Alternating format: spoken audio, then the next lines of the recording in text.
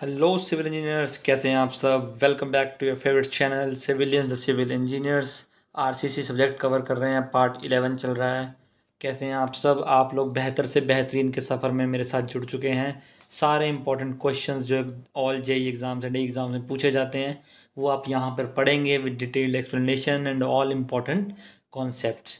कुछ भी डाउट है, कोई भी सजेशन है, आप कमेंट सेक्शन में ज़रूर मेंशन कीजिए। आप आने वाले सब्जेक्ट जो आप चाहते हैं जल्दी आपको मिले, सर्वेइंग है, एफएम है, जो भी आप चाहते हैं आप ज़रूर कमेंट सेक्शन में मेंशन करें। वो सीरीज़ हम जल्दी से जल्दी लाने की कोशिश करेंगे।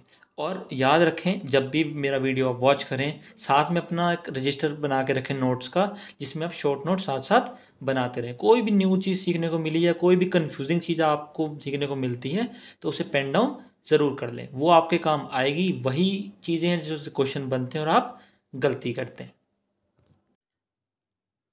सो पार्ट 11 का फर्स्ट क्वेश्चन है, क्वेश्चन नंबर 226। पूछा गया DDA JEE 2018 24th of April। Maximum spacing of shear reinforcement measured along the axis of the member shall not exceed m times the effective depth of the section for vertical stirrups। vertical stirrups है, maximum spacing for shear reinforcement की बात कर रहा है। not exceed m times the effective depth। दो चीज़ होती हैं, एक 0.75D और एक सर 300 mm होता था। Which ever is less, which ever is less, यानी कि इन दोनों में से लेस वैल्यू जो होगी उसको मैक्सिमम स्पेसिंग लेकर चलते हैं। 300 mm की बात यहाँ पे नहीं कर रहा है, तो m टाइम्स इफेक्टिव डेप्थ, तो d हो जाएगा m टाइम्स कितना हो जाएगा 0.75, यानी कि ऑप्शन बी। ऐसा क्वेश्चन आप पहले भी देख चुके हैं, वही क्वेश्चन से घुमा फिरा के 0.75D पे पूछ लेता है या 300 mm पे पूछ लेता है। हमारा कॉन्सेप्ट क्लियर है तो हमें क्वेश्चन बिल्कुल इजी लगते हैं। क्वेश्चन नंबर 227 है हमारा नेक्स्ट क्वेश्चन। DDA JEE 2018 में पूछा गया है, lap splices in case of reinforced cement concrete are not use for bar diameter greater than. जो लैप स्प्लाइसेस हैं उनको हम आरसीसी में कब यूज़ नहीं करते, जब डायमीटर ऑफ बार ग्रेटर हो किससे। ऑप्शन देखते हैं 28, 32, 30 या फिर 36। 28, 32, 30, 36। तो ये दोनों तो गलत हैं। 32 और 36 में बच्चे को कन्फ्यूजन रहता है, क्यों ये भी मैं बता देता हूँ। जो 36 है ये गिवन था हमारे IS 456 2000 में, और जो 32 है ये गिवन है IS 456 2013। तो याद रखना, हम अभी भी IS 456 2000 के ही क्वेश्चंस को वैलिड मानते हैं जो एग्ज़ाम में आते हैं। तो इसका आंसर है ऑप्शन डी, यानी कि 36 टाइम्स ऑफ, जो 36 mm से ज़्यादा डाया होगा तो आप लैप स्प्लाइसेस यूज़ नहीं कर सकते, आपको वेल्डिंग करनी पड़ेगी। तो आपको ऑप्शन डी आंसर है। रीज़न मैंने आपको बता दिया क्या हो सकते हैं और किस IS कोड में क्या वैल्यू है, ये मैंने आपको बता दिया, आपको याद रखना है। Question number 228, DMRC JEE 2018 for 45 degree bent up bars the additional length of one bent up bar is 45 degree bent up bar में एडिशनल लेंथ पूछ रहा है एक बेंट की। ऐसा क्वेश्चन हम कर चुके हैं। ऑप्शन देख लेते हैं 0.9D, 0.42D, 0.09D या फिर 0.52D। बताया था मैंने आपको, जो हाइपोटेन्यूज है वो कैसे निकाल रहे थे हम। ये सर D था, ये सर D/sin45 हो गया था, ये सर D/sin45 हो गया था हमारा। तो क्या वैल्यू आ गई थी सर हमारे यहाँ पे 1.42D आ गई थी। तो एडिशनल लेंथ पूछी थी सर 1.42D में से हमने D को माइनस कर दिया था, तो 0.42D आ गई थी सर, 0.42D, यानी कि ऑप्शन बी। पहले डायग्राम के थ्रू मैं क्वेश्चन समझा चुका हूँ पिछले पार्ट में, पार्ट 10 में, तो आप वहाँ जाके पार्ट दोबारा समझ सकते हैं, बट अभी मैंने एक ओवरव्यू दे दिया है ताकि आपका क्वेश्चन ईजिली सॉल्व हो सके और आपको कन्फ्यूजन ना हो। बढ़ते हैं अगले क्वेश्चन की तरफ। Question number 229 SSC JEE 2018 evening shift. If SB is average bond stress on a bar of diameter D subjected to maximum stress T, the length of the embedment L is given by। Bond stress की बात कर रहा है sir, बिल्कुल कर रहा है। Embedment length की बात कर रहा है सर, डेवलपमेंट लेंथ बोलते हैं उसको। फॉर्मूला तो सर मुझे आता है क्या सर, इसका फॉर्मूला तो एक ही है, LD is equal to sigma ST 5 divide by 4 tau BD। बिल्कुल यही फॉर्मूला है हमारा। अब यहाँ देख लीजिए सर, यहाँ पे इसने टाउ बी डी या फाई ऐसा कुछ गिवन नहीं है, तो क्या गिवन है सर, देख लेते हैं क्या गिवन है। हमें डी गिवन है, सिग्मा एस टी की जगह टी गिवन है, और डाया डी गिवन है सर, टी डी हो गया, डिवाइड बाई 4, और टाउ बी डी की जगह एस पी गिवन है सर, और डेवलपमेंट लेंथ की जगह एल गिवन है सर।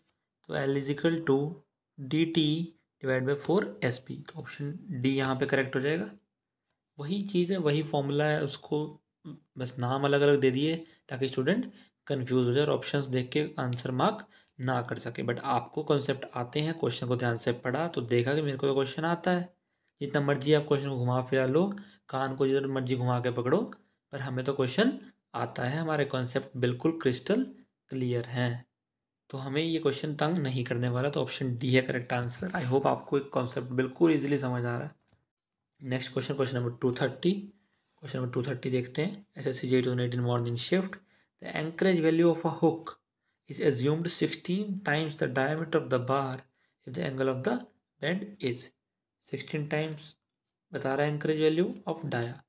सर डिग्री एंगल कितना गिवन है, 30, 40, 45 डिग्री है, फिर ऑल ऑप्शन आर करेक्ट।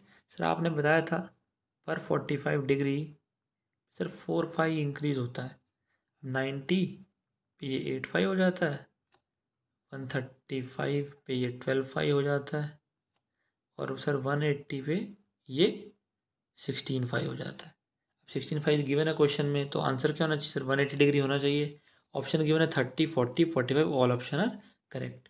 यहाँ पे नन ऑफ दीज आना चाहिए था, but all option correct they दिया, इसका मतलब चारों ही ऑप्शन गलत हैं।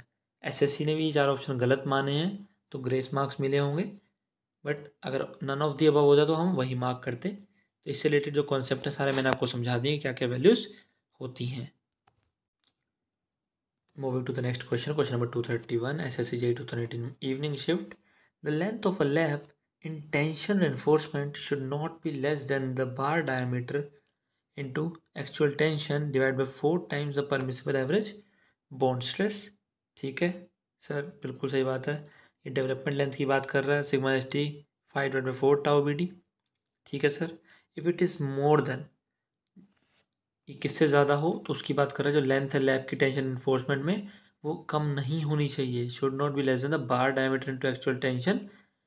जो लेंथ है वो कम नहीं होनी चाहिए किससे, sigma S T 5/4 tau B D से। नहीं सर, एल डी की बात कर रहा है। ठीक है, एल डी से कम नहीं होना चाहिए। क्या ऑप्शन देख लेते हैं, 18 mm diameter, 24 mm diameter, mm है, 30 mm diameter, 36 mm diameter.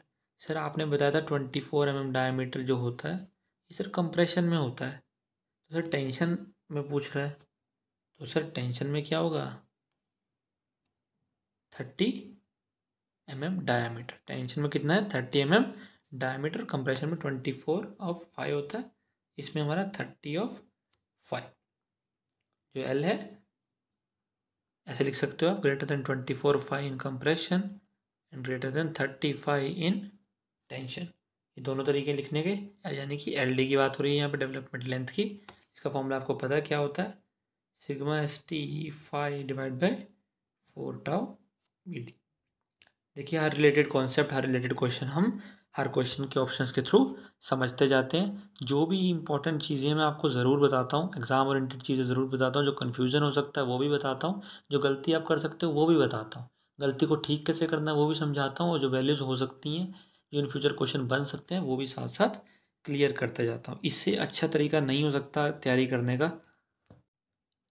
Next question है क्वेश्चन नंबर 232, पूछा गया SSC JEE 2018 evening shift. The bar carrying positive bending moment is bent up to resist negative bending moment is shown in which of the following figure. एक बार है जो खुद carry कर रहा है पॉजिटिव बेंडिंग मोमेंट, उसको बेंट अप कर देते ताकि वो नेगेटिव बेंडिंग मोमेंट को रेजिस्ट कर सके। इन डायग्राम में से कौन सा डायग्राम सूटेबल आंसर है ये देखना है। तो अब ऑप्शन बी को देखेंगे, ऐसे बना हुआ है, तो ये हमारा करेक्ट आंसर है, यानी कि 2, यानी कि ऑप्शन बी जो है ये करेक्ट आंसर है। ये वही बार है जो खुद पॉजिटिव बेंडिंग मोमेंट कैरी कर रहा है और उसको बेंट अप कर देते हैं तो रेजिस्ट नेगेटिव बेंडिंग मोमेंट। इसी से हमने निकाला था ना 1.42D, 0.42D 40 degree bent up के लिए, और याद रखना इसका जो हुक का डिज़ाइन किया जाता है, वो क्यों किया जाता है? टू रेजिस्ट डायगोनल टेंशन को रेजिस्ट करने के लिए हुक का डिज़ाइन किया जाता है। क्वेश्चन नंबर 233 ये SSC JEE द्वारा पूछा गया बेहतरीन क्वेश्चन में से एक है। अभी आपको समझ आएगा ये क्यों। SSC JEE 2018 शिफ्ट में पूछा गया है, if the average bending stress is 6 kg per centimeter square for M150 grade concrete, the length of embedment of a bar of diameter D according to IS code specifications। Development length हमसे पूछ रहा है average bending stress दे के। Tau B D दे दिया है हमें कितना sir? 6 kg पर सेंटीमीटर स्क्वायर। सर केजी पर सेंटीमीटर स्क्वायर में मुझे मज़ा नहीं आता। जब भी बात करूँगा RCC हो, सोम हो, स्टील हो, कुछ भी हो सर, मुझे न्यूटन पर mm स्क्वायर में बात किया कीजिए, वरना मत किया कीजिए। अरे बच्चा बिल्कुल माफ़ी दीजिए, न्यूटन में कर लेते हैं। सर केजी को न्यूटन में करना है तो क्या करेंगे सर? 10 से मल्टीप्लाई कर दीजिए। लो बेटा कर देते हैं। सर सेंटीमीटर को mm में करना है तो एक 10 लगा दीजिए। सेंटीमीटर स्क्वायर को mm स्क्वायर में करना है तो एक और 10 लगा दीजिए। लगा देते हैं सर। अब 10 से 10 को उड़ा दीजिए। सर उड़ा देते हैं। अब 6/10 है सर, ये तो बच्चे को पता है 0.6 होता है। 0.6 न्यूटन पर mm स्क्वायर। ये हमारे टाउ बी डी की वैल्यू आ गई। बहुत ईजी है सर, जैसा मैंने चाहता था आपने वैसा कर दिया। अब सर एक चीज़ और है, आपने बताया क्वेश्चन में जो है, अब हम सिग्मा ST है वो कितना लेंगे? सिग्मा ST जो है वो ग्रेड Fe250 हम मान लेते हैं। ये देखो RCC का ही क्वेश्चन है, तो वर्किंग स्ट्रेस से हमें मिल गया 140 न्यूटन पर mm स्क्वायर, क्योंकि हमने ग्रेड मान लिया Fe250 है स्टील का।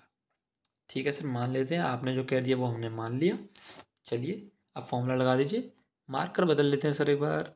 फॉर्मूला लगाने से पहले सर LD का फॉर्मूला लगा देते हैं यहाँ पे। तो लगा देते हैं LD का फॉर्मूला। LD का फॉर्मूला होता है sigma ST into 5 divide by 4 tau BD। बिल्कुल सर। सिग्मा ST की वैल्यू सर कितनी आई है हमारी यहाँ पे? 140 है सर। 5 यानी कि D है सर, डिवाइड बाई 4 है सर, और टाउ BD सर हमारा 0.6 है। सर बिल्कुल सही बोला आपने।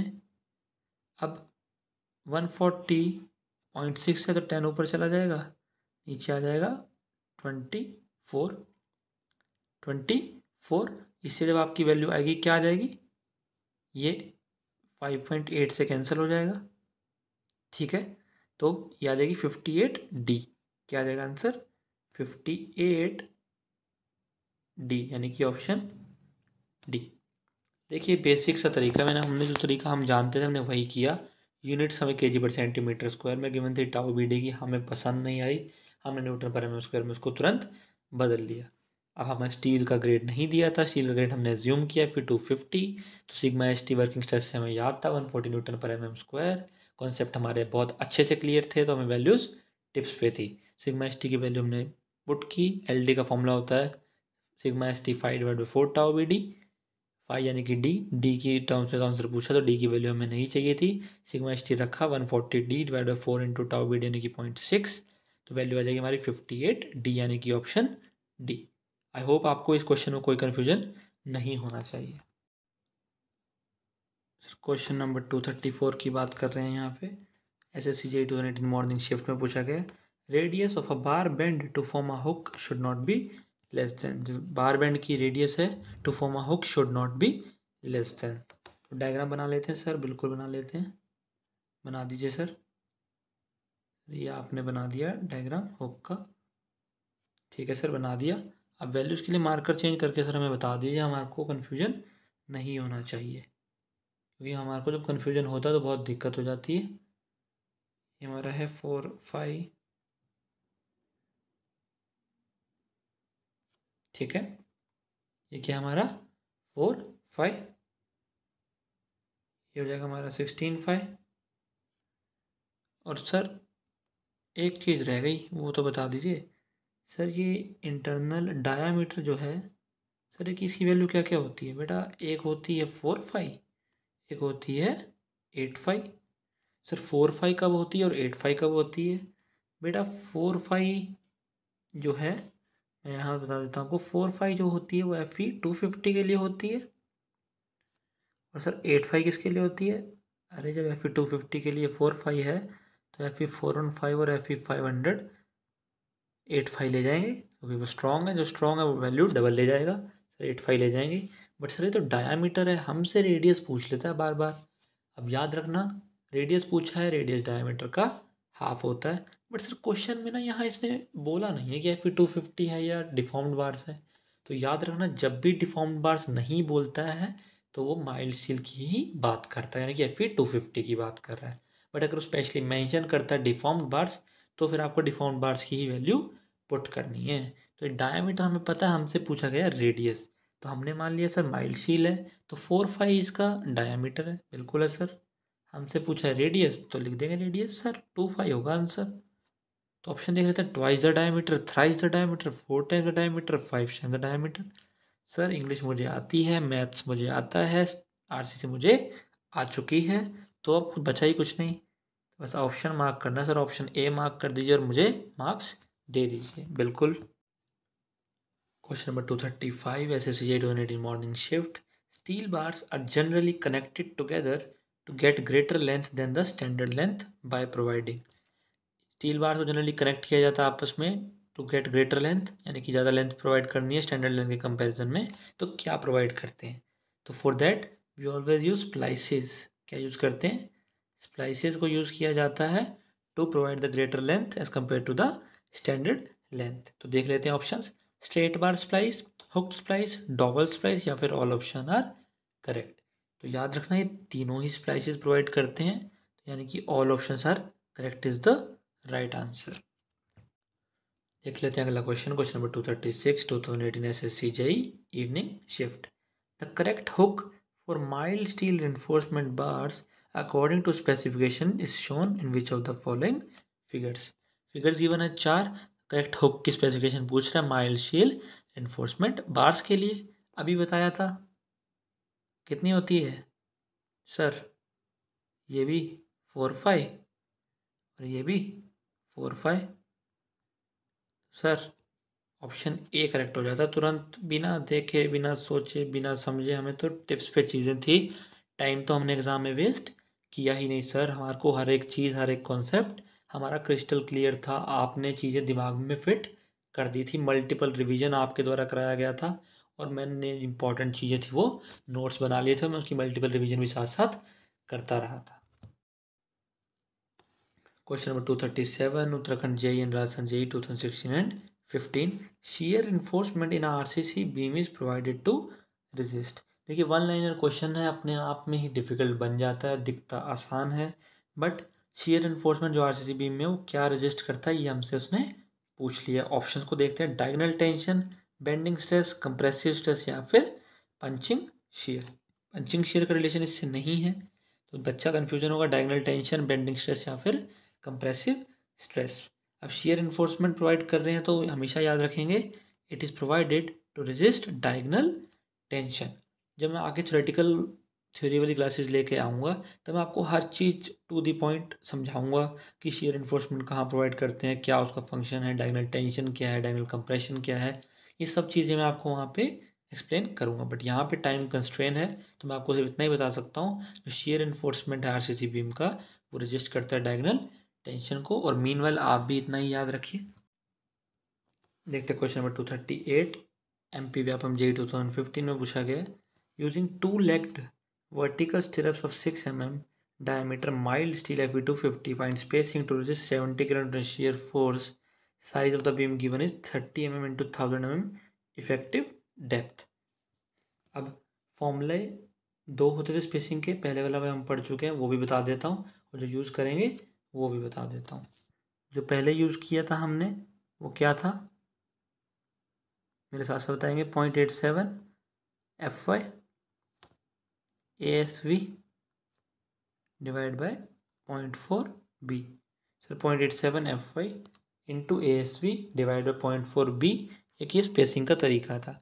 बट सर ये कब यूज़ करते हैं, जब ASV गिवन हो, FY गिवन हो और B गिवन हो, हम सॉल्व कर सकते हैं। बट यहाँ पे शेयर फोर्स दे दी है, तो सर जब शेयर फोर्स गिवन होगी तो क्या करेंगे, तो याद करेंगे ASV same, 0.87 FY same, into small D divide by V S. बस इतना ही फ़र्क है, डी और वी एस का फ़र्क है। वहाँ पे 0.87 F Y A S V divide 0.4 B था, यहाँ पे 0.87 F Y A S V into D divide by V S है। सर बिल्कुल है, वैल्यूज पुट करते हैं सर। अब ए एस वी कैसे निकालेंगे सर? ए एस वी निकालने का तरीका sir, A S V dia given है 6 mm, तो पाई बाई 4 6 का स्क्वायर कर दीजिए सर। अब सर बटे तो 2 लेग्ड है, तो 2 से मल्टीप्लाई कर देते हैं, क्या दिक्कत है? तो जो ए एस वी आ जाएगा आपका 56.54 mm स्क्वायर। जब आप उसको यहाँ पुट करेंगे 56.54 जो हमारा ए एस वी है इंटू 0.87, जो एफ वाई है वो 250 है, इंटू स्मॉल डी 1000 गिवन था पहले से ही, divide by V S. V S कितना है? 70 किलो न्यूटन। इसको न्यूटन में कर लो, 10⁻³ न्यूटन। 10⁻³ कट जाएगा सर, बिल्कुल कट जाएगा। जब इसको सॉल्व आप करेंगे तो वैल्यू आएगी आपकी 175 mm, यानी कि ऑप्शन ए। आई नो बहुत कन्फ्यूजन हो रहा है आपको, स्पेस थोड़ा कम था लिखने के लिए, पर फिर मैं आपको दोबारा रिपीट कर देता हूँ। एस वी निकालने के दो फॉर्मूले होते हैं। अगर F Y A S V और बी गिवन हो तो एक तरीका ये है 0.87 F Y into A S V divide by 0.4 B. अगर शेयर फोर्स गिवन है तो ये तरीका है A S V into 0.87 F Y into D divide by V S. Small D 1000 mm given था, ए एस वी भी हमें given था। तो याद रखना 2 लेग्ड हो तो पाई बाई 4 इंटू डाया का स्क्वायर मल्टीप्लाई बाय जितना लेग्ड वो बोल रहा है उससे मल्टीप्लाई कर दीजिए, आपको अपना ए एस वी मिल जाएगा। सर मिल गया, एफ वाई 250 था, वैल्यूज पुट की, सर आंसर आ गया 175 mm और 300 mm से कम होनी चाहिए, तो sir answer option A correct है। अगर 300 mm से ज़्यादा आती तो 300 mm हमारा यहाँ पे आंसर हो जाता। सर समझ आ गया, कोई डाउट नहीं रहना चाहिए। Next question, question number 239, SSC JEE 2011 and 7, UK combined AE 2012. Diagonal tension reinforcement is provided in a beam as. Diagonal tension reinforcement provide की जाती है बीम में, कैसे? Longitudinal bars, bent up bars and vertical stirrups, helical reinforcement या फिर 90-degree bend at the bend of the main bar. Helical reinforcement is wrong, longitudinal bars is also wrong. तो अभी हम पढ़ते आए हैं कि बेंट अप बार्स और वर्टिकल स्टिरप्स, इसी के बारे में तो हम पढ़ते आ रहे हैं। सर ये तो डायगोनल टेंशन एनफोर्समेंट की तरह प्रोवाइड किए जाते हैं, आपने बताया हमें। तो ऑप्शन बी यहाँ पे करेक्ट मार्क कर दीजिए सर, और हमें मार्क्स दे दीजिए। एग्ज़ाम में चीज़ें आसान लगेंगी, बेहतरीन लगेंगी, पेपर सारे इजी लगेंगे अगर मेहनत सही की होगी, सही जगह पे की होगी और सही तरीके से की होगी। क्वेश्चन नंबर 241 हमारा नेक्स्ट क्वेश्चन है, SSC JEE 2009। Lap length in compression shall not be less then. Lap length पूछ रहा है कंप्रेशन में किससे कम नहीं होनी चाहिए, 15.5, 25, 24.5 या फिर 35। तो हमने पढ़ा था 24.5 से कम नहीं होनी चाहिए कंप्रेशन, 35 से कम नहीं होनी चाहिए किसमें, टेंशन में। तो यहाँ पे ऑप्शन सी है हमारा correct answer. Moving to the next question, question number 242, Chhattisgarh professional exam board 2016। When steel bars of two different diameters are to be spliced while designing reinforced concrete section, then the lap length shall be calculated on the basis of diameter. दो different diameter के steel bars हैं, splice किए जा रहे हैं reinforce concrete section के designing के time. तो लैप लेंथ जो प्रोवाइड की जाएगी on the basis of diameter, वो किसके डायमीटर के बेसिस पे प्रोवाइड की जाएगी। हमने मान लिया सर अब एक 24.5 का है, एक 32.5 का डाया बार है, सर इन दोनों को स्प्लाइस करना है। अब सर किसकी वैल्यू ज़्यादा होगी, 24.5 की या 32.5 की? सर ताकतवर कौन है सर, जिसकी वैल्यू ज़्यादा वही तो ताकतवर है। 32.5 हमारा ताकतवर है, तो इसी की लैप लेंथ प्रोवाइड कर देते हैं। अरे बेटा यही तो एग्जामिनर चाहता था, उसने यहाँ भी लार्जर बार प्रोवाइड कर दिया ताकि स्टूडेंट लगाए option A. B C D को तो वो पढ़े भी नहीं और जोश जोश में गलती कर बैठे। बट आप हमारे यूट्यूब चैनल से पढ़ रहे हैं, गलती करनी ही नहीं है, जल्दबाजी तो हमने करनी सीखी नहीं है। कॉन्सेप्ट पढ़ा है, धैर्य रखेंगे और क्वेश्चन को इजीली समझेंगे और सॉल्व करेंगे। तो लैप लेंथ जब भी प्रोवाइड की जाती है वो अगर 2 बार गिवन है तो स्मॉलर डाया, स्मॉलर बार का जो डाया है वो लेके चलेंगे, ऑप्शन बी। अब ये गलतियां आप इन फ्यूचर कभी एग्जाम में नहीं करने वाले। क्वेश्चन नंबर 243, देखिए कितने सारे एग्जाम्स में पूछा गया, मतलब कितना इंपॉर्टेंट और कितना प्यारा क्वेश्चन है, अभी आपको पता लगेगा। SSC JEE 2009, Uttarakhand AE 2013, UK AE 2012. If a RC beam is likely to fail in bond, एक reinforced concrete beam है वो bond में fail हो रही है, then its bond strength can be increased most economically by. अब bond strength increase करनी यही तो सिविल इंजीनियर का काम है, यही तो सिविल इंजीनियर की ज़रूरत पड़ती है. तो कैसे करेंगे सर? ऑप्शंस पढ़ लेते हैं. Increasing the depth of beam, using thinner bars but more in numbers, using thicker bars but less in numbers, providing vertical stirrups. तो option A, increasing depth of the beam is not the good method for protecting the failure in bond. कोई relation नहीं है इसका इस चीज़ से. Providing vertical stirrups या फिर using thinner bars, using thicker bars. Sir B और सी ऑप्शन ना सिमिलर लग रहे हैं, तो मुझे लगता है डी की ज़रूरत है, आप पढ़ने नहीं वाली. बिल्कुल सही समझा आपने. अब आप समझदार होते जा रहे हैं step by step, video by video, day by day आपको ये पता चल रहा है कि ऑप्शंस के साथ मुझे कैसे प्ले करना है. सर अब मैंने सोचा कि मेरे पास 5 बहुत थिक लोग हैं, यानी कि तगड़े आदमी हैं, 5 थिक बार्स हैं. ठीक है सर, थिक बार्स हैं, लेस इन नंबर यानी कि 5 है. एक तरफ मेरे पास 20 थिन बार्स हैं. ठीक है, अब इसमें से स्ट्रॉन्ग कौन सा होगा? तो मैंने सोचा सर थिक बार्स हैं, तगड़े हैं, 5 ही काफ़ी हैं, और थिन बार्स 20 हैं तो क्या ही कर लेंगे. जो कमज़ोर है वो 20 हो या 40 हो, क्या फ़र्क पड़ता है? फ़र्क पड़ता है. यहाँ पर हमने बार का डाया कम कर दिया है तो ज़्यादा बार हो जाएंगे. बचपन में कहानी पढ़ी थी ना, 5 लाठियाँ अलग अलग तोड़ोगे तो टूट जाएगी. बट जब सारी लाठियाँ एक साथ ऐसे ऐसे पड़ी हैं, बिल्कुल जुड़ी जुड़ी, स्पेसिंग कम के साथ, तो कैसे तोड़ोगे भाई? नहीं टूटेगा, बॉन्ड में फेल नहीं करेगा. तो ऑप्शन बी हो जाएगा correct. Using thinner bars but more in number will protect the beam failure in bond. It will increase its bond strength in an economical way which is the main purpose of a civil engineer. ठीक है, देख लेते हैं अगला question. Question number 244, MP draughtsman B time 2016. If D is the diameter of steel bar, then dia of hook is. Diameter of steel bar D है तो dia of hook पूछ रहा है. माइल्ड स्टील यहाँ नहीं बोला, डिफॉर्म्ड बार्स नहीं बोला, तो हम पता है माइल्ड स्टील की बात कर रहा है. Fe 250 की बात कर रहा है. सर डाया जो होता है 4 5 होता है सर, लिख दीजिए. अगर रेडियस पूछा सर 2 5 लिख देते. यहाँ पे 4D गिवन है ही है, 4 5 लिख दो या फिर 4D लिख दो, यानी कि ऑप्शन बी करेक्ट हो जाएगा. सर टाइम वेस्ट बिल्कुल नहीं करना है इस क्वेश्चन में आपने, क्योंकि आपने बहुत बार हमें पहले से ही समझा दिया है. देखते हैं next question. Question number 245, MP सब इंजीनियरिंग 2016, SSC JEE मार्च 2017. यही बुक की खासियत है कि MP सब इंजीनियरिंग 2016 में जो पूछा गया क्वेश्चन था वही रिपीट हुआ SSC JEE 2017 में. जो क्वेश्चन आप ऐसे नहीं पढ़ने वाले थे कहीं से, वो आपने इस बुकलेट के थ्रू पढ़ा और 2017 के एग्जाम में आया और आपने उस क्वेश्चन को इजीली सॉल्व कर दिया. The bond strength between steel and concrete is due to. जो बॉन्ड स्ट्रेंथ है स्टील और कॉन्क्रीट में वो किसकी वजह से होती है?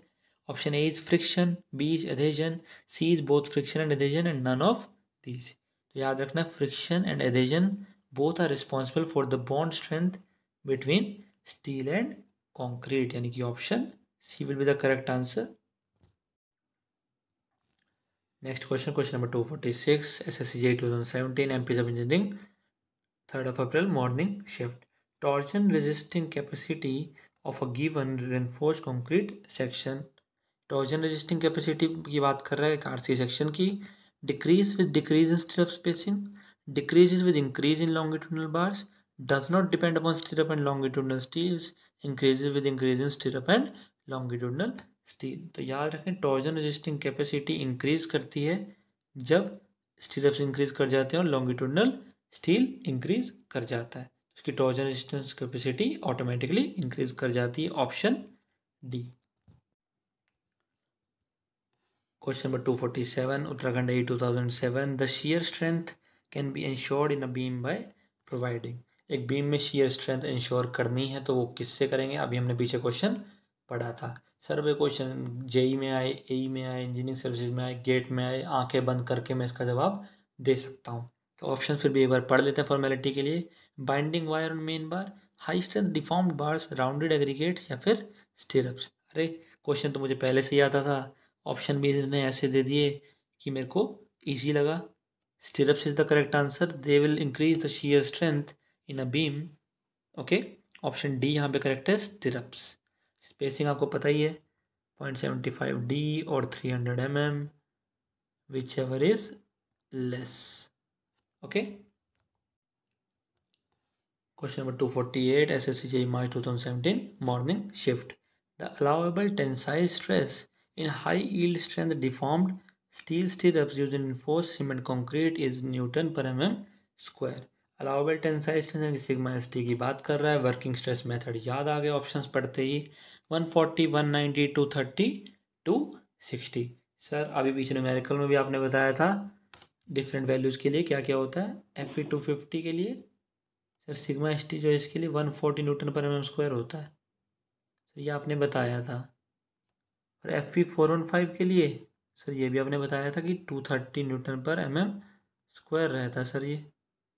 और सर FE 500 के लिए सर ये हमारा 275 न्यूटन पर mm स्क्वायर रहता है। अब यहाँ पे high yield strength deformed bars की बात कर रहा है, तो सर ऑप्शन देखा, ऑप्शन सी 230 करेक्ट है। देखो मैं आपको स्टेप बाय स्टेप चीज़ें करा रहा हूँ, टू दी पॉइंट चीज़ें हैं, कोई कन्फ्यूजन नहीं है अगर कॉन्सेप्ट बिल्कुल हमारा क्लियर है। कन्फ्यूजन होता ही तभी जब कॉन्सेप्ट नहीं पता होता। वैल्यूज़ देखो, वर्किंग स्ट्रेस मेथड को यहाँ लिंक कर दिया उसने, बन गया क्वेश्चन। इसको पता था उसने मार्क कर दिया, उसके लिए ईजी हो गया। ऑप्शन A 140 दिया था ताकि माइल्ड चीज से बच्चा कंफ्यूज हो जाए, बट आप नहीं होंगे क्योंकि आपको नॉलेज पूरी है। तो डिफॉर्म्ड बार पढ़ा तो 230 मार्क कर दिया। देखते question number 249, second last question of part 11।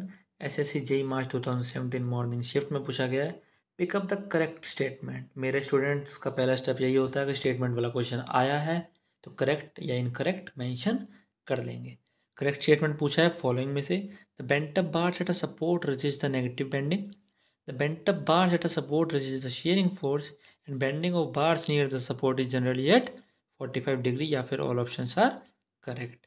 तो जो बार्स बेंटअप बार्स होते हैं सपोर्ट पे और नेगेटिव बेंडिंग को रजिस्ट करते हैं, जी सर आपने बताया था। जो बेंटअप बार्स होते हैं उनमें हुक होता है, तो ये अपने आप में पॉजिटिव बेंडिंग मूवमेंट होता है, और ये रजिस्ट किसको करते हैं बेंटअप होने के बाद, नेगेटिव बेंडिंग मूवमेंट को, ये आपने बताया था। तो ऑप्शन ए करेक्ट हो गया। ऑप्शन बी देखा था, bent up bars eight support resist the sharing force, बिल्कुल शेयर इन्फोर्समेंट की तरह ही काम करते हैं ये, तो ये शेयर फोर्स को भी रजिस्ट करते हैं सपोर्ट्स पे। Bending of bars near support को जनरली एट 45 डिग्री। अरे अभी तक 45 डिग्री वाले क्वेश्चन ही तो पढ़ते आए हो, तो तुरंत लिंक कर जाना चाहिए था। तो all options are correct is the right answer. तीनों ही स्टेटमेंट यहाँ पे करेक्ट है। सो स्टूडेंट्स बढ़ते हैं क्वेश्चन नंबर 250 जो कि लास्ट क्वेश्चन है पार्ट 11 का। SSC JEE 1 मार्च 2017 मॉर्निंग शिफ्ट। ये क्वेश्चन करने से पहले मैं आपको बता देना चाहता हूँ, अगर आपको वीडियो पसंद आ रहा है तो वीडियो को लाइक करना ना भूलें। कोई डाउट है, कोई सजेशन है, कोई क्वेरी है, कमेंट सेक्शन में ज़रूर मेंशन कीजिए। और चैनल को सब्सक्राइब अब तक नहीं किया तो ज़रूर कर दीजिएगा, बेल आइकन प्रेस कर लीजिए, नोटिफिकेशन आपको मिलते रहेंगे। एस्टिमेशन बिल्डिंग मटेरियल पहले ही कवर हो चुका है, वो वीडियोज़ आप देख सकते हैं। और RCC और स्टील साइमल्टेनियसली चल रहा है। ऐसे ही डिफरेंट सब्जेक्ट की जो वीडियोस हम लाने वाले हैं आगे। तो which one of the following statement is correct. पहला देखा स्टेप, करेक्ट या इनकरेक्ट पूछा है सर, करेक्ट पूछा है। ऑप्शन पढ़िए sir, shear cracks start due to high diagonal tension in case of beam with their webs and high pre-stressing force. Shear design for a pre-stressed concrete beam is based on elastic theory. And option C is in the zone where bending moment is dominant and shear is insignificant. Cracks occur at 20 degree से 30 degree. तो बस आपको ये याद रखना है कि shear design for pre stress concrete beam है वो इलास्टिक थ्योरी पे बेस होता है, यानी कि ऑप्शन बी। यहीं पे स्टूडेंट्स एंड होता है हमारा पार्ट 11। 250 क्वेश्चन तक हमने कवर कर लिए हैं। ऐसे ही बहुत सारे क्वेश्चन आगे आने वाले हैं, सो स्टे ट्यून्ड। कोई भी डाउट है तो कमेंट सेक्शन में मेंशन करना ना भूलें। वीडियो आपको सच में पसंद आने वाली है तो वीडियो को ज़रूर लाइक कर दें। आपका एक लाइक बटन प्रेस करते ही हमारा मोटिवेशन 300% इंक्रीज कर जाता है। ठीक है, so keep loving us, keep sharing us. Thank you and have a nice day.